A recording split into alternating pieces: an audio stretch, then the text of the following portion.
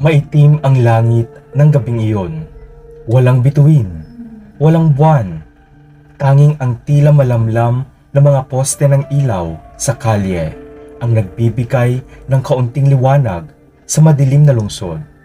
Sa isang sulok ng lansangan, isang batang lalaki ang nakaupo sa isang maruming karton. Niyayakap ang gutom niyang tiyan habang nanginginig sa ginaw. Wala siyang tahanan, wala siyang pamilya. Itinapon siya sa mundong ito tulad ng isang basurang walang halaga. Ito ang kwentong inyong matutunghayan sa videong ito. Pero bago ang lahat, don't forget to hit the subscribe button, pati na rin ang notification bell para lagi kayong updated sa mga bago pa nating pasabog na mga video sa mga susunod na araw mga pare ko. Kung handa na kayo, umpisahan na natin in 3, 2, 1.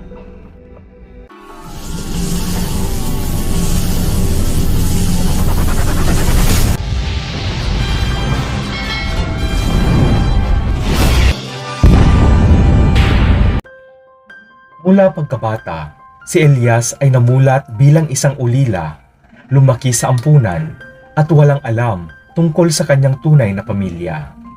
Subalit sa kabila ng pagkakaroon ng malaking puwang sa kanyang puso dahil sa kawalan ng pagkakakilanlan sa kanyang pinagmulan, lumaking matalino, mabait at puno ng pangarap si Elias. Sa madilim at masikip na silid ng isang ampunan, doon lumaki si Elias, isang batang walang pamilya, walang pangalan, at walang pagmamahal na natanggap mula sa sinumang nakapaligid sa kanya. Hindi tulad ng ibang bata na may mga magulang na nag-aalaga at nagmamahal, si Elias ay lumaki sa ilalim ng kamay ng isang malupit na tagapamahala ng ampunan. Si Madam Lita, isang matandang babae na walang awa sa mga ulilang tulad niya. Araw-araw, pinapagalitan siya kahit wala naman siyang ginagawang masama. Kapag hindi siya nakatapos ng gawaing bahay sa tamang oras, matinding parusa ang kanyang matatanggap.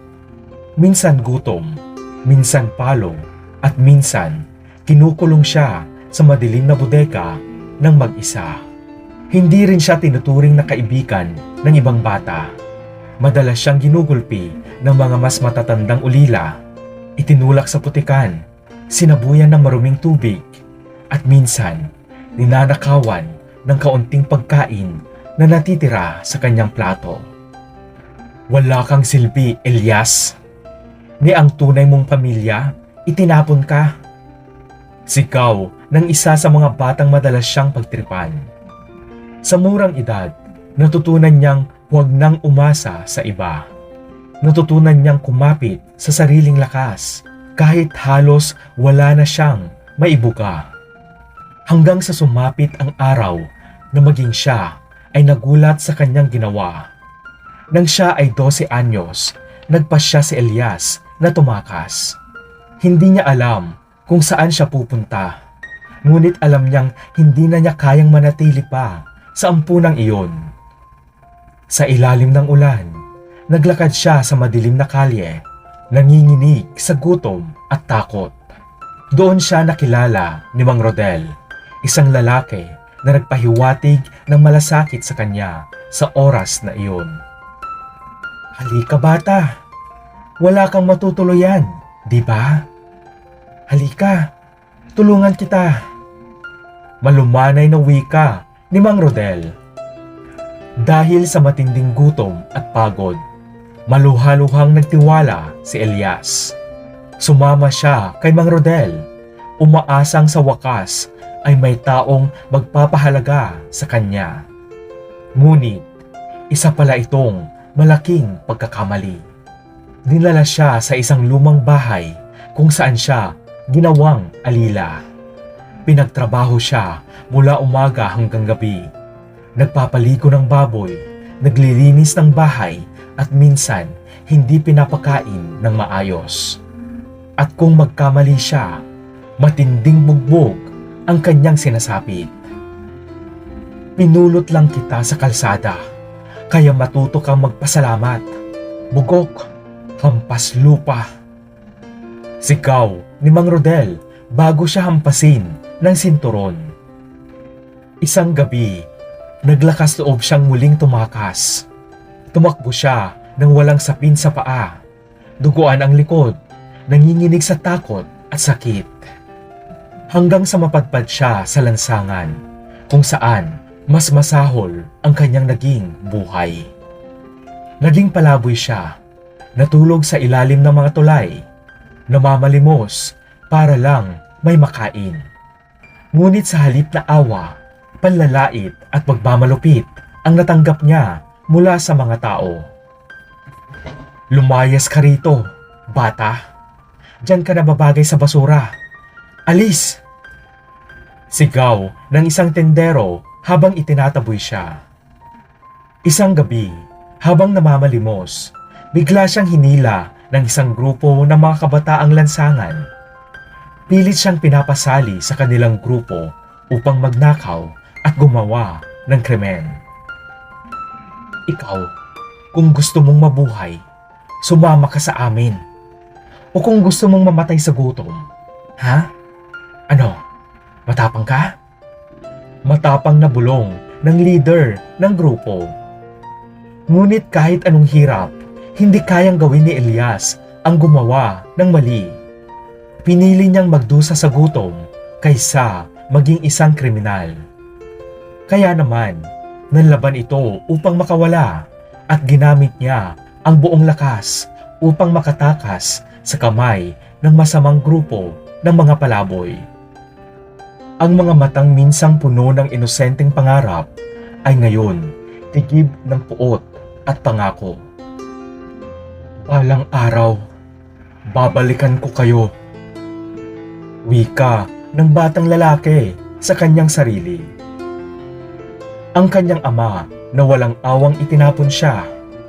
Ang ampunang nagpakain sa kanya ng suntok at latigo. Ang lansangang nagturo sa kanya kung paano magdusa. Akala nila si Elias ay isang hamak na patay gutom lamang, isang kaluluwang mamamatay sa dilim at kawalan. Subalit, hindi nila alam, ang batang iyon pala ay isang apoy na hindi kailanman mamamatay. At isang araw, ang apoy na iyon ang tutupok sa kanilang mundo. Isang hapon, habang nakaupo sa gilid ng kalsada, may lumapit sa kanyang matandang lalaki, si Lolo Simon, isang simpleng nagtitinda ng pandesal. Halika bata, mukhang matagal ka nang hindi kumakain na. Nakangiting wika ni Lolo Simon. Noong una ay alangan si Elias na ibigay muli ang kanyang tiwala. Subalit sa hindi inaasahan ay nakaramdam siya ng kapanatagan at kapayapaan kay Lolo Simon. Sa unang pagkakataon sa mahabang panahon, may isang taong nagpakita ng tunay na kabutihan kay Elias.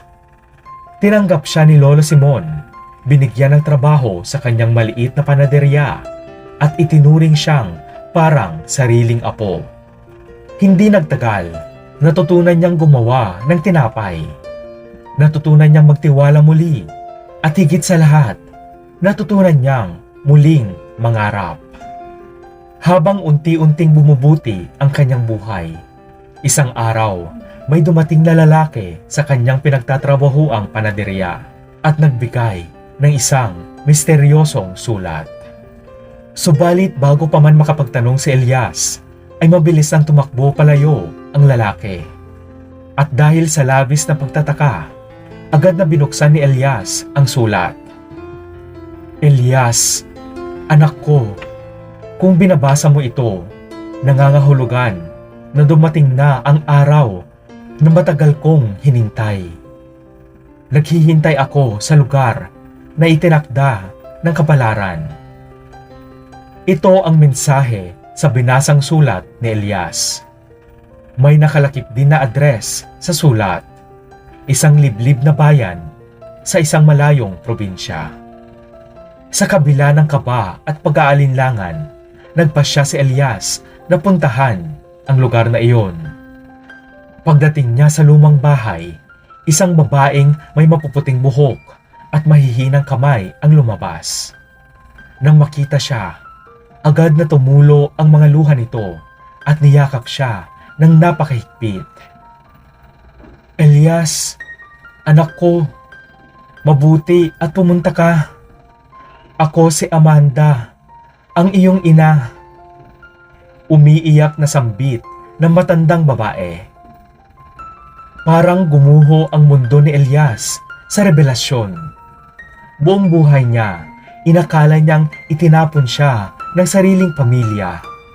Ngunit ngayon, narito ang isang babaeng lumuluha sa harapan niya. Sinasabing siya ang kanyang ina.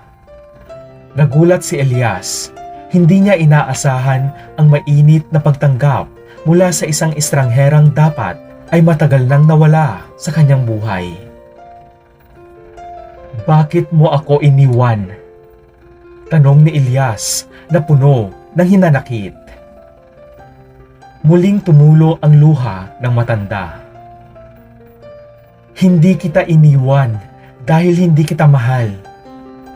Inilayo ka sa akin ng Diyos upang iligtas ka. Tugon ng matandang babae habang lumuluha. At doon, isiniwalat ng kanyang ina ang isang katotohanang babago sa kanyang buhay. Ang kanyang ama pala ay isang makapangyarihang negosyante, si Don Ernesto Villarama, na sangkot sa madilim na gawain, kidnapping, illegal trading at marami pang kasalanan. Ang kanyang ina, si Amanda, ay isang simpleng katulong sa mansyon ng mga Villarama. Ngunit sa hindi nito inaasahan, ay mayroon palang maitim na plano noon ang panganay na anak ng mayamang pamilya, si Ernesto. Isang gabi, walang awa nitong pinagsamantalahan ang walang kalaban-laban na katulong. At sa hindi inaasahan, nagbunga ang kasamaang nangyari. Iyon ay si Elias. Ang pangyayaring ito ay itinuring na kahihiyan ng pamilya Villarama. Nang ipanganak si Elias, pinili ni Don Ernesto ang kanyang pangalan at reputasyon kaysa sa kanila. Inilihim niya at ng pamilya nila ang tungkol kay Elias dahil sa panahong iyon ay nakatakda na siyang ikasal sa mayamang dalaga na si Victoria. Subalit kalaunan, nang malaman ni Doña Victoria ang tungkol kay Elias, nag-utos itong itapon ang bata sa lansangan upang walang hadlang sa kanilang marangyang buhay. Ngunit dahil hindi masikmura ng inutusan nila na itapon na lang ng basta ang bata, ay minabuti nitong iwanan na lang sa ampunan ang sanggol. Samantala, ang kanyang ina na si Amanda ay ginawang bihag ng mayamang pamilya sa loob ng maraming taon upang hindi nito ibunyag ang tinatago nilang lihim. Pinilit niyang tumakas, ngunit hindi naging madali ang lahat para kay Amanda. Nahuli siya ng pamilya Villarama at matinding parusa ang kanyang inabot. Sa loob ng maraming taon, pinilit niyang makuha ulit ang kanyang anak. Ngunit walang nagbigay sa kanya ng pagkakataon hanggang sa dumating ang araw na hindi inaasahan. Isang tauhan sa mansyon ang nangahas at naglakas loob na itakas si Amanda sa mansyon ng mga Villarama. At sa malaking himala ng Diyos ay tuluyan itong nakatakas ng walang nakakahalata. Kaya naman, nagpakalayo-layo ito at pilit na hinanap ang tauhan ng mga Villarama na inutusan nilang itapon ang kanyang anak. Maraming taon nga ang lumipas bago nito nahanap ang taong tanging susi sa matagal ng palaisipan kay Amanda. Kung buhay pa ba ang anak niya at kung saan ang kinaroroonan nito. Noong mahanap niya ang taong iyon, ay nakonsensya ito at nagkusang tumulong sa paghahanap sa nawawalang anak ni Amanda. Subalit dahil tumakas nga si Elias sa ampunan kung saan niya ito iniwan, kaya lalong tumagal ang kanilang paghahanap. Ang lalaking nag-abot pala ng sulat kay Elias ay ang mismong tauhan ng mga Villarama na nag-iwan sa kanya sa bahay ampunan. Nagpatulong pala ito sa kanyang kamag-anak na isang investigador upang matunton ang kinaroroonan ng nawawalang anak ni Amanda. Hindi alam ni Elias kung ano ang mararamdaman matapos malaman ang lahat. Galit, lungkot o awa. Ngunit sa kanyang puso, isang bagay ang naging malinaw. Hindi siya kailanman iniwan ng kanyang ina. Si Elias ay isinilang sa isang mayamang pamilya, ngunit hindi kailanman nakaranas ng karangyaan. Anak siya ng isang makapangyarihang negosyante, subalit sa halip na palakihin siya bilang tagapagmana, itinapon siya nito na tulad ng isang basura na hindi na kailangan. Habang si Don Ernesto at ang kanyang pamilya ay namumuhay sa isang palasyo ng kayamanan, si Elias ay nagpalaboy-laboy sa impyerno ng lansangan. Ginugutom, sinasaktan at tinatrato bilang isang hamak na patay gutom. Hindi napigilan ni Elias ang pagtulo ng kanyang luha. Ang sakit na matagal niyang kinimkim ay napalitan ng awa at pangunawa sa kanyang ina. Niyakap niya ang kanyang ina, hindi bilang isang estranghero, kundi bilang isang anak na sa wakas ay natagpuan ang kanyang tahanan. At doon niya naunawaan ang sakit at paghihirap na pinagdaanan niya ay hindi upang sirain siya, kundi upang patatagin siya. Sa halip na malugmok sa lungkot, ginamit ni Elias ang natuklasang katotohanan upang baguhin ang kanyang buhay. Mula sa basura, patungo sa imperyo. Sa kabila ng kanyang pagdurusa, si Elias ay matalino at maparaan. Mula sa pagiging isang batang lansangan, natutunan niyang kumapit sa kahit anong pagkakataon na lumapit sa kanya. Noon nga ay nagsimula siyang magtrabaho sa isang maliit na panaderya kung saan kinupkop at inalagaan siya ni Lolo Simon, isang dating negosyante na bumagsak ang negosyo dahil sa pamilya Villarama. Sa ilalim ng paggabay ni Lolo Simon, natutunan ni Elias ang mga lihim ng kalakalan, kung paano paikutin ang pera, kung paano gamitin ang kahinaan ng iba, at kung paano maging isang tunay na negosyante. Dahil sa kanyang talino at pagsisikap, nakakuha siya ng isang scholarship upang mag-aral ng negosyo. Nag-aral siya ng buong puso, hindi para yumaman lamang, kundi upang makuha ang kanyang tunay na layunin. Ang paghihiganti sa pamilyang hayop ang naging turing sa kanilang mag-ina. Sa edad na 25, sinimulan niyang itayo ang kanyang sariling kumpanya. Isang kumpanyang nagpakilala sa kanya bilang isang misteryosong negosyante na walang nakaraan, ngunit may hindi matatawarang talento sa pagpapalago ng pera. Sa loob ng 5 taon, siya ay naging isang multi-billionaire. Ang kanyang pangalan ay bumangon mula sa kawalan at ang kanyang impluwensya ay lumawak sa iba't ibang industriya, kagaya ng real estate, teknolohiya at enerhiya, at marami pang iba. Habang lumalago ang kanyang imperyo, ang negosyo naman ng Villarama Group of Companies ay unti-unting humina. Hindi nila alam na ang misteryosong negosyanteng kumakalaban sa kanila ay ang batang itinapon nila noon. Matapos ang isang dekada ng pagpaplano, handa na si Elias. Gamit ang kanyang kumpanya, unti-unti niyang sinira ang Villarama Group of Companies.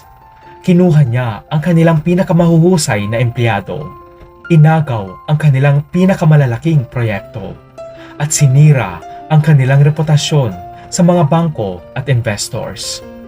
Sa loob ng 3 taon, ang imperyo ng kanyang ama ay tuluyang bumagsak. Si Don Ernesto, na dating makapangyarihan, ay ngayon isang matandang nagmamakaawang pautangin ng mga bangko na dating sumusunod sa kanyang utos. Si Doña Victoria, na dating isang reyna ng lipunan, ay naging isang desperadong babaeng walang natirang kaibigan. Sa harap ng isang hapong-hapong si Don Ernesto, tumayo si Elias, matikas, makapangyarihan at puno ng galit. Sino ka?" Tanong ng matanda, hindi namumukhaan ang lalaking ngayon ay kanyang kinatatakutan. Ngumiti si Elias, isang ngiting puno ng panunuya. "Hindi mo ba ako natatandaan, Ama?" Mapanuksong wika ni Elias. Nanlaki ang mata ni Don Ernesto. Si Doña Victoria ay napaluhod sa sahig, nanginginig sa takot dahil sa oras na iyon ay nakita nila si Amanda sa tabi ni Elias. "Imposible! Ikaw? Ang anak namin ni Amanda?" Bulong ng matandang si Don Ernesto. "Oo, ako nga, ang anak mong itinapon. Ang batang tinapon ninyo sa lansangan para hindi masira ang pangalan ninyo. At ngayon, narito ako, at kayo naman ang nasa putikan. Ako si Elias, ang anak ni Nanay Amanda." Malakas na wika ni Elias. Nangilid ang luha ni Don Ernesto sa oras na iyon. Patawad, anak. Patawad. Hindi ko alam." Umiiyak na wika ni Don Ernesto. "Hindi mo alam? O hindi mo lang inisip? Hindi mo ako itinuring na anak noon. Huwag mo akong tawaging anak ngayon." Galit na sagot ni Elias. At hindi nagtagal ay dumukot siya ng isang papel, isang dokumentong nagpapatunay na siya na ngayon ang nagmamay-ari ng lahat ng natitirang ari-arian ng pamilya Villarama. "Ngayon, ako na ang may-ari ng lahat ng meron kayo. Wala na kayong matitirhan, wala na kayong pera, walang kahit ano." Nakangising wika ni Elias. Nagmamakaawa si Doña Victoria, ngunit hindi natinag si Elias. "Ngayon, alam niyo na kung anong pakiramdam ng mawalan ng lahat.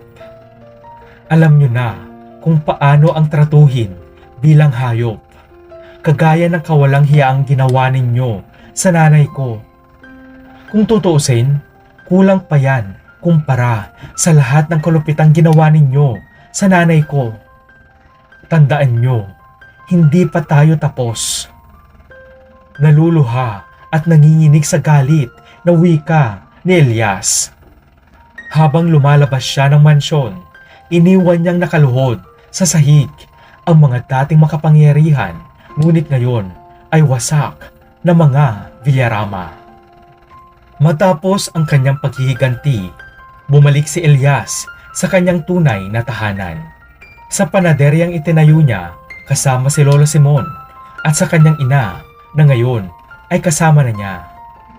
Sa kabila ng lahat ng kanyang nagawa, hindi niya hinayaang lamunin siya ng galit.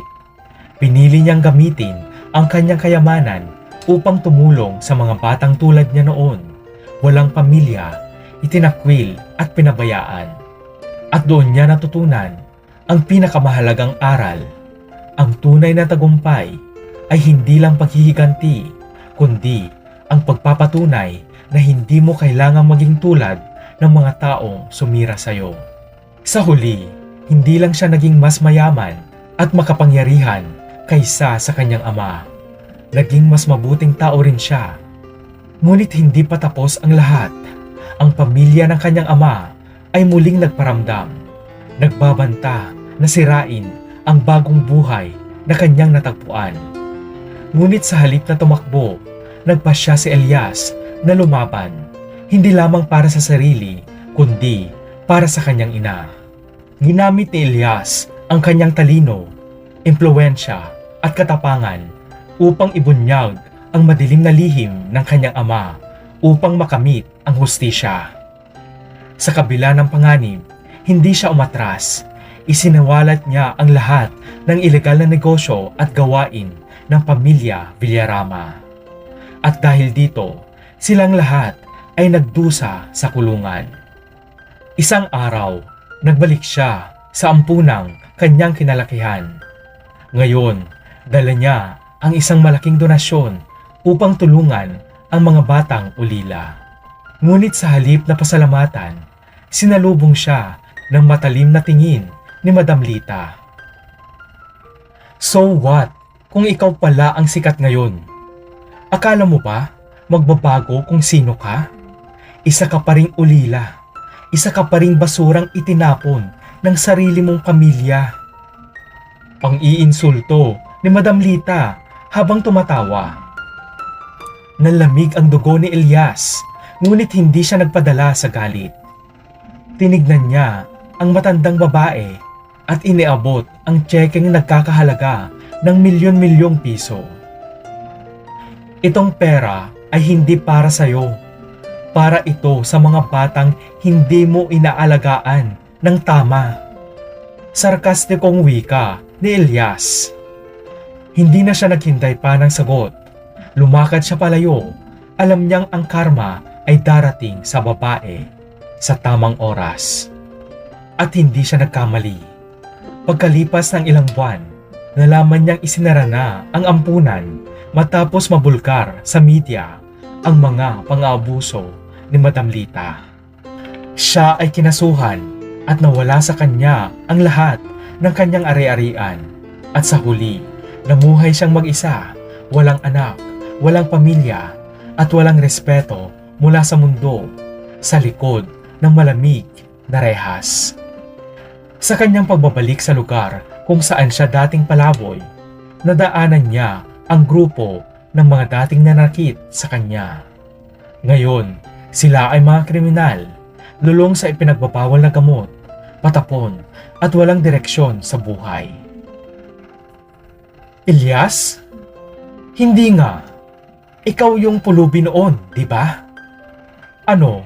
Akala mo magaling ka na dahil mayaman ka? Wala kang kwenta. Isa ka pa ring basurang pulubi. Salitang pangmamaliit nila. Ngunit hindi na siya ang dating Elias. Ngumiti lang siya at nagpatuloy sa paglalakad. Ilang linggo ang lumipas. Narinig niya sa balita ang isang trahedya. Ang grupo ng mga lalaking nanakit sa kanya noon ay nasawi sa isang engkwentro ng pulisya. Wala nang natira sa kanila. Sa huli, nagdesisyon siyang balikan si Mang Rodel, ang lalaking ginamit siya bilang isang alipin noong siya ay bata pa. Sa kanyang pagdating, nakita niyang isang maralitang matanda na ngayon, si Mang Rodel, nakaupo sa gilid ng kalsada, namamalimos. Elias, ikaw na ba yan? Tulungan mo ako, anak. Bulong ng matanda, halos hindi na makatingin sa kanya.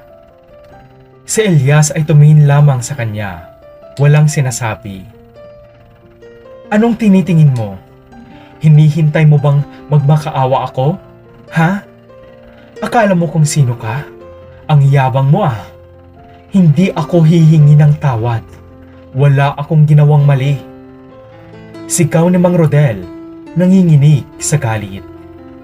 Ngumiti lamang si Elias at iniwan ang isang supot ng tinapay sa harapan ng matanda bago siya tumalikod at lumayo. Handa sanang bigyan ni Elias ng pangalawang pagkakataon ang matanda at dapat ay tutulungan niya itong makaahon sa kahirapan. Subalit dahil sa pagmamataas at pambabastos nito ay nagbago ang isip ni Elias. Makalipas ang isang linggo, nalaman niyang natagpuan si Mang Rodel na wala ng buhay sa isang sulok ng kalsada. Walang tumulong, walang nag-alaga. Hindi kailanman gumamit ng dahas si Elias. Hindi niya kailangang gumawa ng anuman upang ipaghiganti ang kanyang nakaraan dahil ang tadhana mismo ang humusga sa kanila. At sa huli, ang batang dating inalipusta, ginulpi at itinapon sa putikan ay siya na ngayong isa sa pinakamakapangyarihang tao sa bansa at ang lahat ng nanakit sa kanya ay nalunod sa sarili nilang kasamaan. Sa paglipas ng panahon, nakaramdam ng pagpapatawad ang puso ni Elias. Habang papalapit siya sa selda ng kanyang ama, naramdaman niyang ang kanyang mga palad ay namamawis. Ang galit na matagal niyang pinigilan ay muling nagbabalik. Ngunit ngayon, may ibang uri ng galit. Hindi ito galit ng isang anak na humahanap ng paghihiganti, kundi isang galit na sumasalamin sa mas malalim na sugat, ang sugat na dulot ng walang katapusang pangako at pagkapigo. Sa likod ng bakal na rehas, nakaupo si Don Ernesto Villarama. Si Elias ay hindi nakaramdam ng takot habang tinatanaw ang kanyang ama, bagkus may kabuntot na awa at kalungkutan sa kanyang puso. Ang matandang lalaki na dating may-ari ng lahat, ang hari ng kanilang mundo, ngayon ay isang nalugmok na kaluluwa. Ang kanyang katawan ay lanta at ang kanyang mata ay puno ng pagsisisi, ngunit hindi makapagsalita ng anumang salitang makahulugan. Sa unang pagkakataon, nakita ni Elias ang isang taong hindi na kayang magtago ng kahinaan. Si Don Ernesto, ang lalaking nagtakda ng kanyang kapalaran, ay ngayon walang kalaban-laban, isang taong bumagsak mula sa mataas na trono. Huminga ng malalim si Elias bago pumasok sa maliit na selda. Tumayo siya sa harap ng kanyang ama, hindi umaalis sa kanyang mga mata. Ama, ang unang salitang binitawan ni Elias, mahina ngunit matalim. Wala ni isang galit sa kanyang tinig, ngunit hindi rin ito malambing. Si Don Ernesto ay nag-angat ng kanyang mga mata. Agad niyang nakilala ang tinig. Nagpalit ang kulay ng kanyang mukha. Tila ba nakaramdam siya ng takot at takot na hindi kayang ikubli. Ngunit nang makita ang mukha ni Elias, ang galit at pasakit sa mukha ng kanyang anak, alam niyang hindi na niya kayang magsinungaling. Elias, anak, hindi ko alam kung paano ko ipapaliwanag ang lahat. Hindi ko alam kung paano ko aayusin ang mga pagkakamali ko. Nanginginig na wika ni Don Ernesto. Ang kanyang boses ay mabigat, puno ng pagsisisi. Tumango si Elias, ngunit hindi siya nagmadali. Umupo siya sa harap ng kanyang ama, nagbigay ng ilang sandali upang parehong makapag-isip. Noong bata ako, Ama, tinanong ko ang sarili ko kung bakit ko kailangang makasama ka. Noong tinalikuran mo kami, iniisip ko kung anong klaseng ama ang kayang itapon ang kanyang anak sa ganitong mundong puno ng sakit. Lumuluhang wika ni Elias. Inilabas ni Elias ang mga salitang matagal na niyang itinatago. Tumango si Don Ernesto. Ang mga mata nito ay naglalaman ng matinding kalungkutan. Alam ko, Elias. Alam ko na pinabayaan kita at wala akong karapatang humingi ng tawad. Kung ako lang sana. Sana hindi nangyari ang lahat ng ito. Kung sana, kaya ko lang baguhin ang nakaraan. Humahagulhol na tugon ni Don Ernesto. Hindi nagsalita si Elias ng ilang sandali.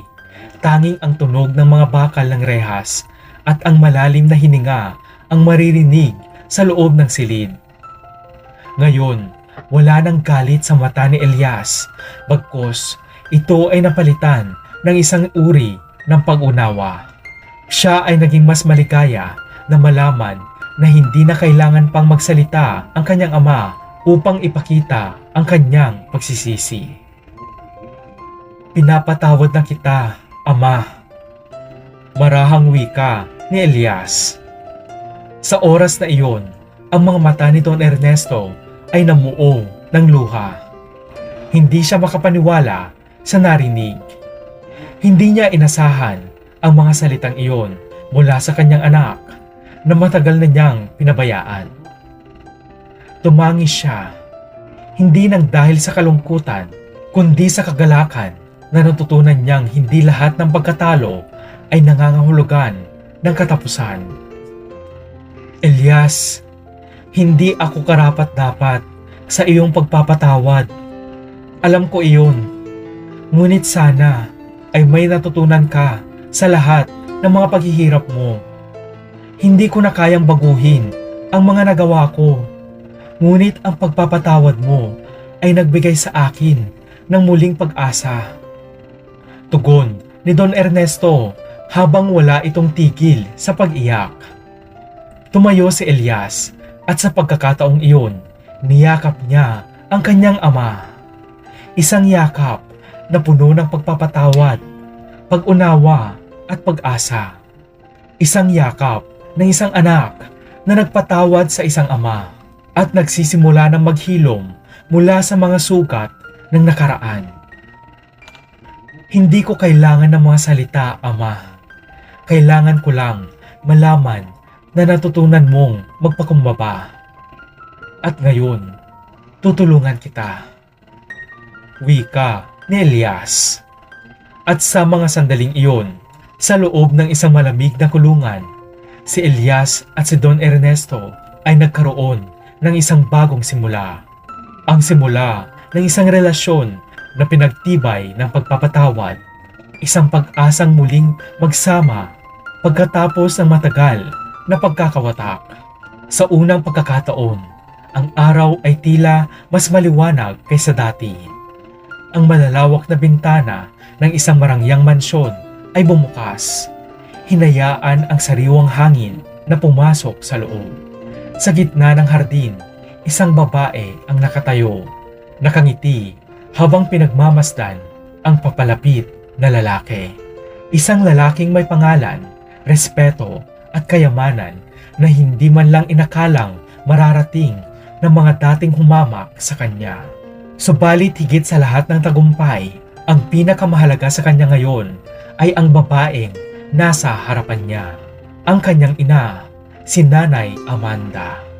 Nang magkita silang muli, bumagsak ang luha sa mata ni Amanda.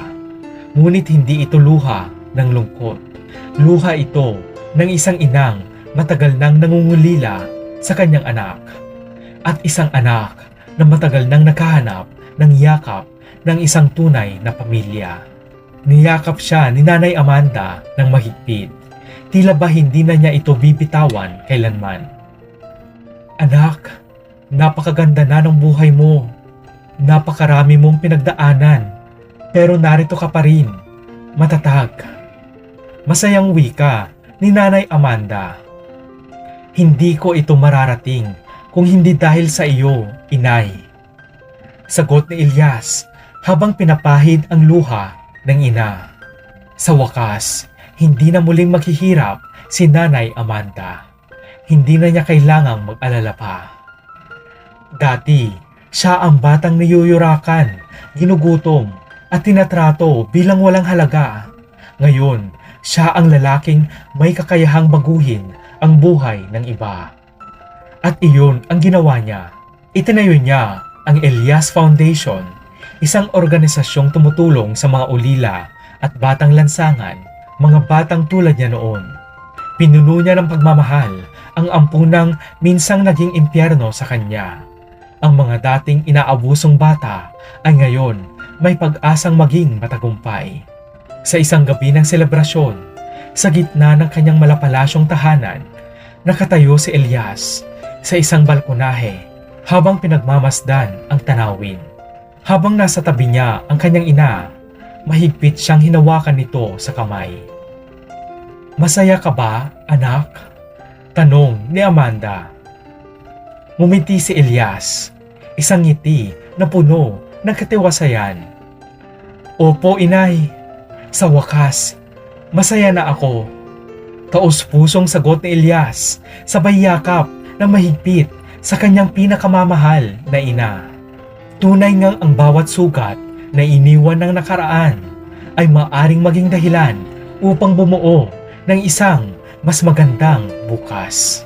Salamat muli mga parikoy. Kung nagustuhan nyo ang video ito, ay wag na kayong mahiya na magbigay ng isang like. At kung bago ka lang sa aking channel, don't forget to hit the subscribe button, pati na rin ang notification bell para lagi kayong updated sa mga bago pa nating pasabog na mga video sa mga susunod na araw mga parikoy. Hanggang sa muli, salamat!